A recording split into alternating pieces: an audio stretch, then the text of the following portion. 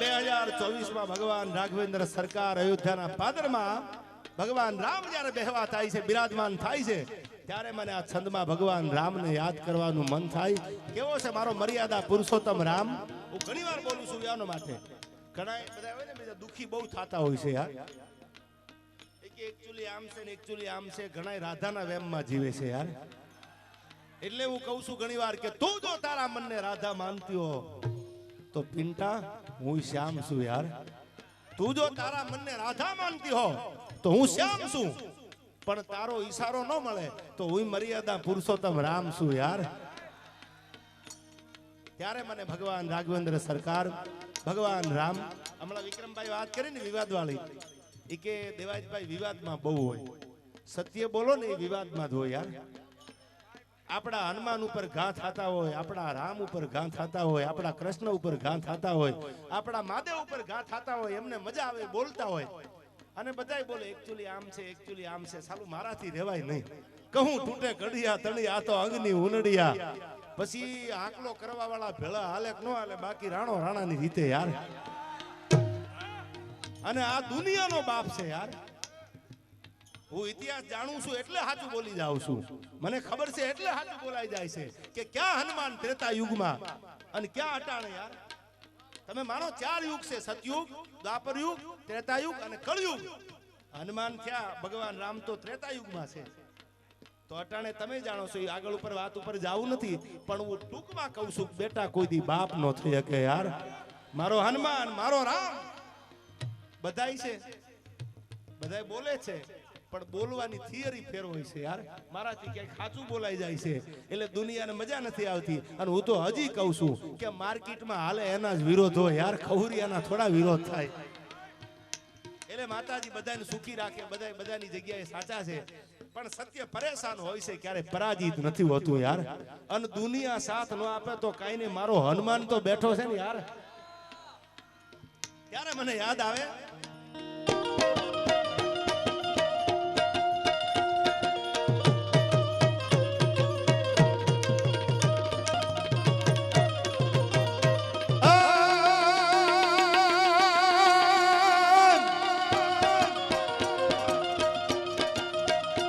રઘુકુળ ભૂષણ રામનું ગાદી તણુનું રબ હશે. રઘુકુળ ભૂષણ રામનું ગાદી તણુનું રબ હશે. અજ્ઞા પિતાની પાળવાઈ વિકટ વનમાં જઈ વસે. જય જય જય સિયારામ, જય સિયારામ. રઘુકુળ ભૂષણ રામનું ગાદી તણુનું રબ હશે. અજ્ઞા પિતાની પાળવાઈ વિકટ વનમાં જઈ વસે. જાગી સુતો વૈ ભવતણા સીતા વસી સહવાસમાં.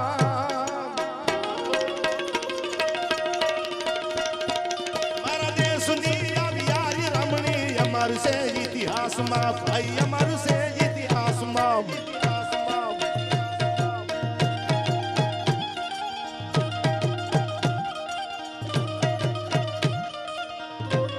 સાહેબ છેલ્લી વાત કરી દઉં, છેલ્લી વાત. મારા દેશની આર્ય નારી આ દીકરીઓ માટે ગવાણેલું ગીત છે. કઈ દીકરીઓ? અનુપમા જોતા જોતા તમે તમારા ઓઢણાના છેડે આહુડા નૂતા હોય કે અમારી એકચ્યુઅલી અનુપમા બહુ દુખી છે, વેમ કાઢી નાખજો, કરોડપતિ છે યાર. એ બધા મજા મજા કરે છે મુંબઈમાં, કોક દી આટો મારી આવજો. પણ આ દેશની દીકરીઓ માટે, 18 વરણ માટે હું એટલું કહું છું યાર કે પાટણની ધરતીમાં એક નાયિકા દેવી હાથમાં તરવાર લઈને ઘોરીને તગડ્યો તો આવી દીકરીના ઇતિહાસ યાદ રાખજો યાર. એથી આગળ હાલો તો એક નહીં, બે નહીં, 1870 ના યુદ્ધમાં 2500 ના દળકટકને લઈ અને એક 22 વર્ષની દીકરી બે હાથમાં તરવાર લઈ અને ઘોડાના પેગડે પગ દીધો કે મારો બાપ ન હોય અને અમારા હિમાડા હામી મીટ માંડે અને એની બોટીઓનો બારી કાઢી લઉં તો મારી જનેતાનું ધાવણ લાજે.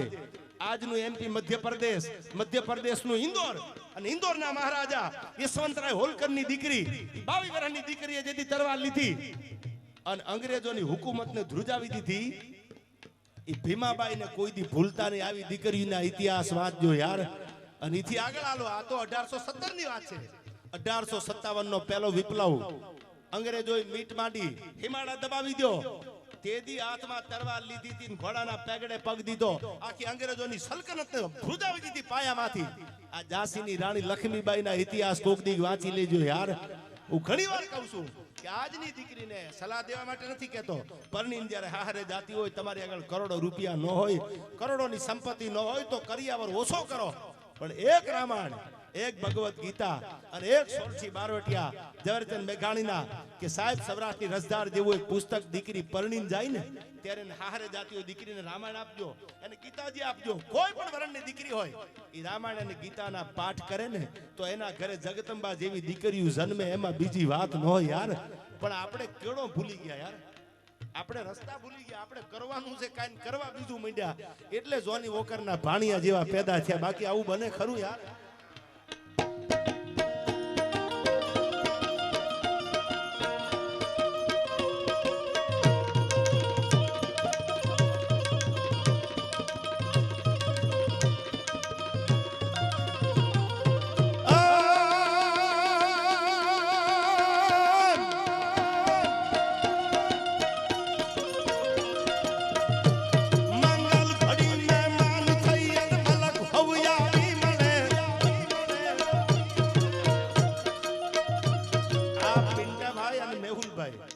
કલાકારોને પ્રેમ બહુ કર્યો છે યાર.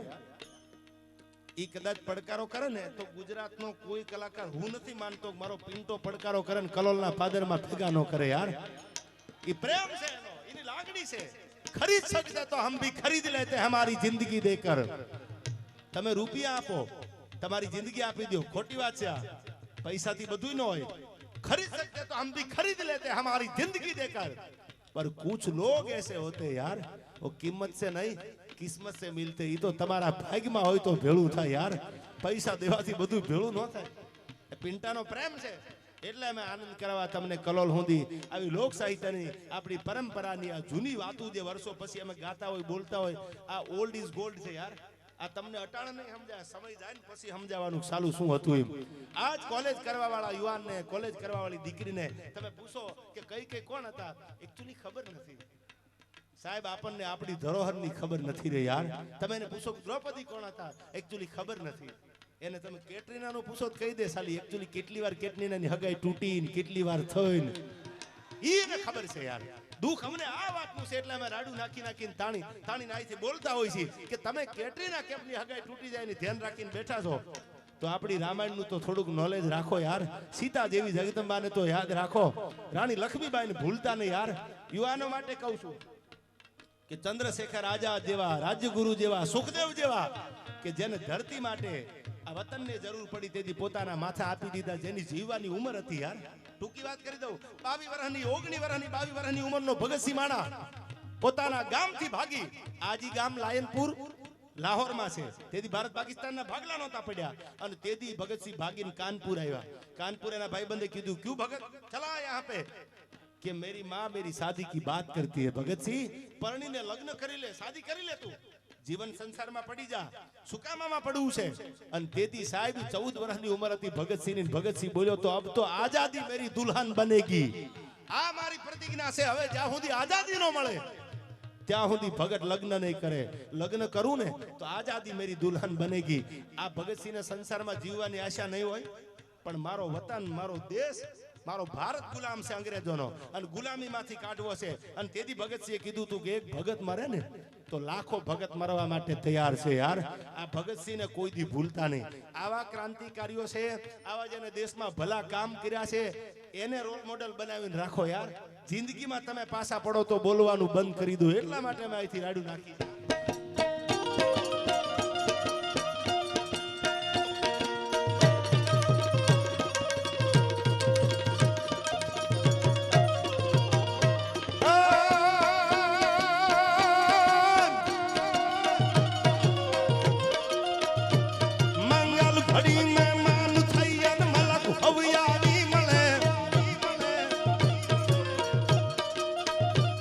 વાલા સગા સૌ કોઈ પણ ભાઈ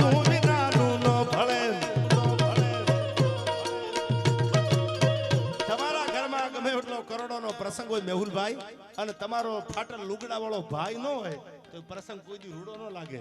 ભલે દુનિયાના કરોડપતિ તમારા આંગણે મહેમાન થાય, પણ તમારો ભાઈ જો ન હોય તો પ્રસંગ ઉજળો લાગે નહીં. એટલા માટે મેહુલભાઈ અને પિન્ટાભાઈ માટે આ કડી ગાવશું. શક્તિદાને લખેલી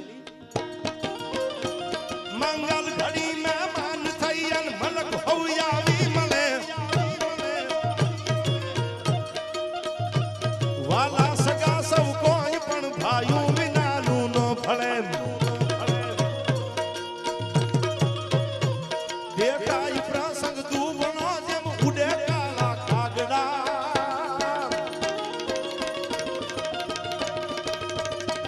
જાજા હગા હોય જગતમાં પણ આપડાઈ આપડા પણ આપડાઈ આપડા. જય જય જય દ્વારકાધીશ, જય દ્વારકાધીશ.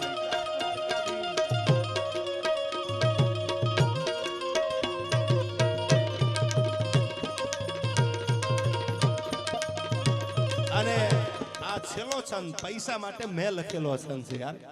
એક દી મારી આગળ કઈ નહોતું યાર. હું ઘણા ડાયરામાં બોલું છું, ન હોય ને તેથી કકરાવાના ન હોય, પણ મૂંઝાવાનું નહીં યાર.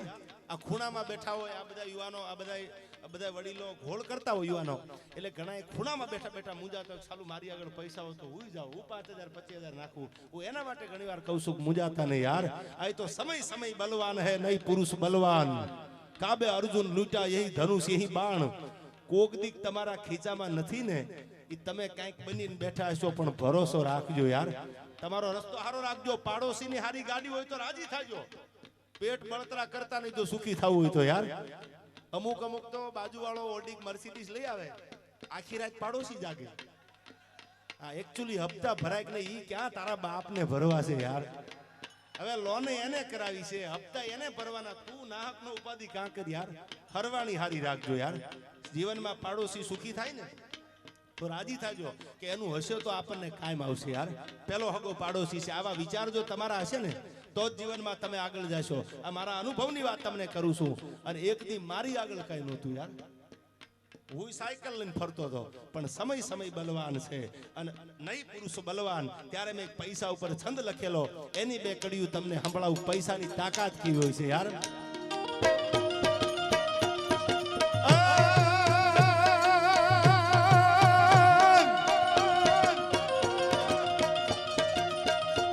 પૈસા ગણો જો હોય પાવર માન ઉજળા તો મળે. મારી આગળ પૈસા નહોતા, સાલા મને કોઈ નહોતા બોલાવતા. આ એટલે વાતે વાતે કહું છું માલ હે તો મોહબ્બત હે યાર. અને દુનિયાનો નિયમ છે, પૈસા થઈ જાય ને. કાજીની કૂતરીની કહેવત છે અમારા સૌરાષ્ટ્રમાં. કદાચ તમારે આ બાજુ હોય ન હોય મને ખબર નથી, પણ કાજીની કૂતરી મરી ગઈ. કૂતરીમાં ખબર પડે ને, કૂતરાની કૂતરી અને કૂતરીનો કૂતરો.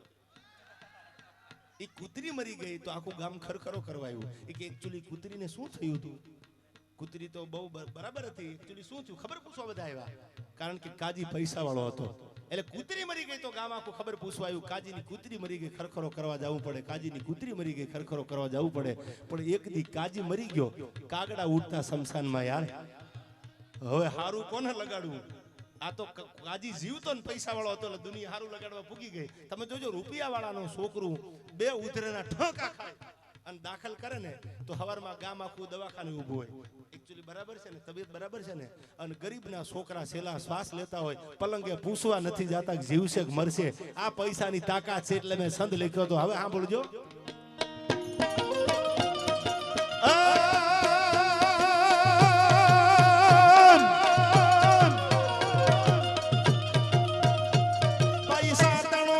હોય પાવર માનું ઉજળા તો મળે.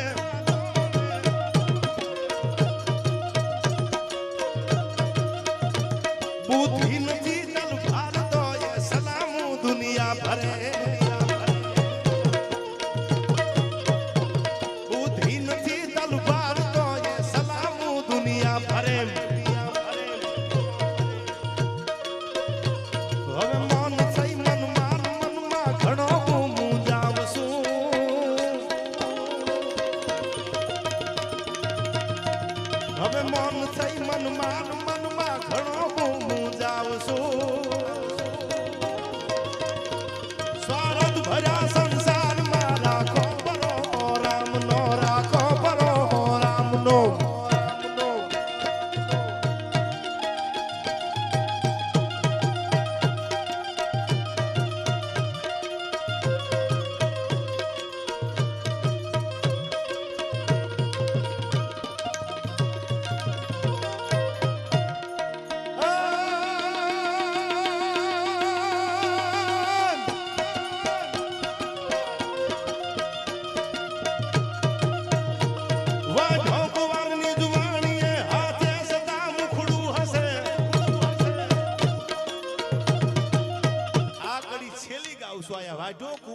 વાણીએ હાથે સતા મુખડું હશે. આ તમે સાંભળી લો, તમને એમ થાય કે આ વાણિયા ના કુંવર ને આ બધું શું હશે. અમારા જુનાગઢની બાજુમાં બિલખા ગામ છે યાર. ભગવાન પરીક્ષા લેવા માટે આવ્યા ને કીધું તારો દીકરો ખાંડી દે અને તારો દીકરો ખાંડીને ખવડાવે તો ખાવો છે. કોઈ રોટલાની મહેમાનગતિ કરાવે, કોઈ બત્રી ભાતના ભોજન ખવડાવે. તેથી સંગાવતી નામની એક વાણિયાની દીકરી નૌકાર ભણવા વાળી, નમો હરિણતાનમ નમો સિદ્ધાંતમ નમો આયુર્યાણમ નમો યોજાયાણમ, નૌકાર ભણવા વાળી વાણિયાની દીકરી અને શેઠ સગાડસા વાણિયો હતો.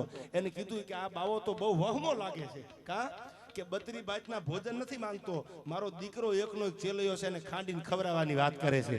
અને આપણી પ્રતિજ્ઞા છે કે આપણા આંગણેથી કોઈ ભૂખ્યું જાય નહીં તો હવે કરવાનું શું કે લઈ આવો ચેલૈયાને, બોલાવી લ્યો, હું ખાંડીને ખવડાવી દઉં.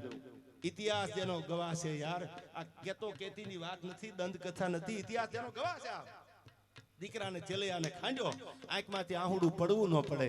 ચેલૈયાને ખાંડી દીધો અને થાળ બનાવી અને કીધું કે લ્યો સાધુ જમી લ્યો, તમે ભગવા પહેર્યા છે, ભારત વર્ષનો સાધુ છો, તમે જમી લ્યો.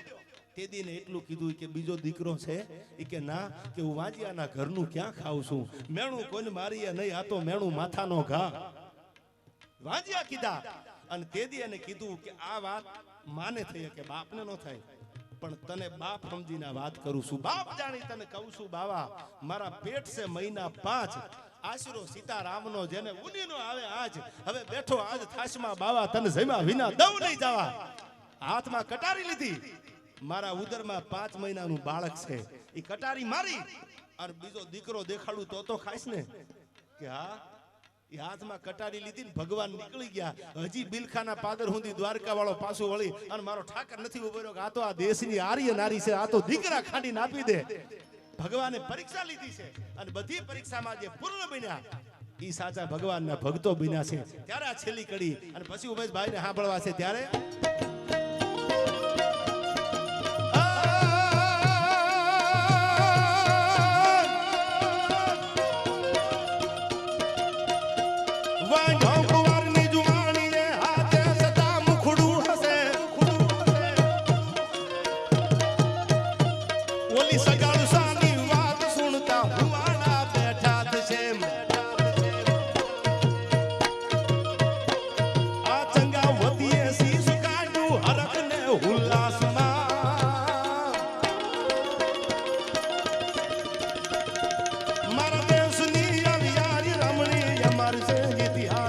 ભાઈ અમાર